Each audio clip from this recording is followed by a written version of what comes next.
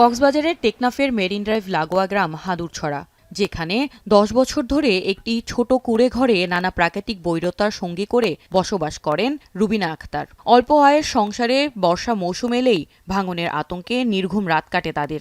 ভয় লাগে, রাতিয়া ঘুম যাইলে সতর্ক থাকা পড়ে, মানে মেনরে ভাঙি যার গই পানি ঢুকিব যাই মরে হেরিমা। আর কোনো ঘর বাড়ি ভাঙিলে হনো যাইবার হনো জায়গা নাই, সুযোগ সুবিধা নাই।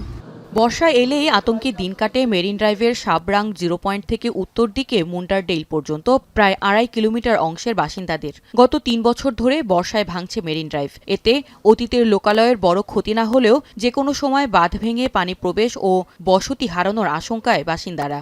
প্রতি বছর আর এই বর্ষাকালের মৌসুমের মধ্যে যে সুন্দর পর্যটনের একটা সুব্যবস্থা আছে, যে মেরিন ড্রাইভ রুট, এই রুটটা প্রতি বছরই কি হয়ে যায়, বৃষ্টির মধ্যে বন্যার মতো এর পানি ভাঙি চুরি যায়।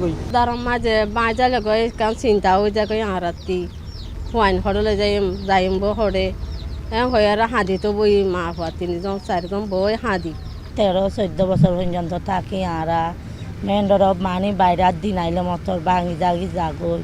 প্রতি বছর বর্ষা মৌসুমে ভাঙন দেখা দিলেই জিও ব্যাগ ফেলে অস্থায়ীভাবে ভাঙন ঠেকায় সেনাবাহিনীর 34 ইঞ্জিনিয়ারিং কনস্ট্রাকশন ব্রিগেড। এবারও মেরিন ড্রাইভের প্রায় 2.5 কিলোমিটার অংশে ভাঙন ঠেকাতে 5 স্তরের জিও ব্যাগ ফেলা হয়েছে। এছাড়া প্রায় 47,000 বর্গ কিলোমিটার এলাকায় জিও ব্যাগ বসানোর পাশাপাশি ভরাট করা হচ্ছে মাটি।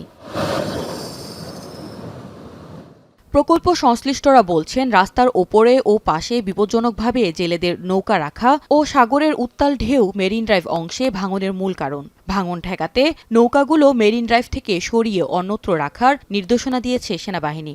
এছাড়াও সাবরাং অংশের 2.5 কিলোমিটারে টেকসই সি ওয়াল নির্মাণের পরিকল্পনার কথা জানান কর্মকর্তারা। রাস্তার সমুদ্রের পাড়ে যেই নৌকাগুলো রাখা আছে এগুলো বিপজ্জনকভাবে আছে। এগুলো রাখার কারণে এটার আশেপাশে মাটি আনস্টেবল হয়ে যাচ্ছে এবং একটা ওভারলোডের কারণে মাটিগুলো যে কোনো সময় ধসে যেতে পারে। সিওয়াল আমরা সাবরাঙের যেই অংশটুকু যেটা প্রতি বছরই বর্ষাকালে আমাদেরকে আলাদা করে মেরামত করতে হয় এবং এক্সট্রা প্রোটেকশনের প্রয়োজন পড়ছে, সেখানেও নির্মাণ করার ব্যাপারে আমরা পরিকল্পনা গ্রহণ করছি এবং খুব সহসাই আমরা একটা প্রস্তাবনা রোডস এন্ড হাইওয়েজের মাধ্যমে মন্ত্রণালয়ে প্রেরণ করব।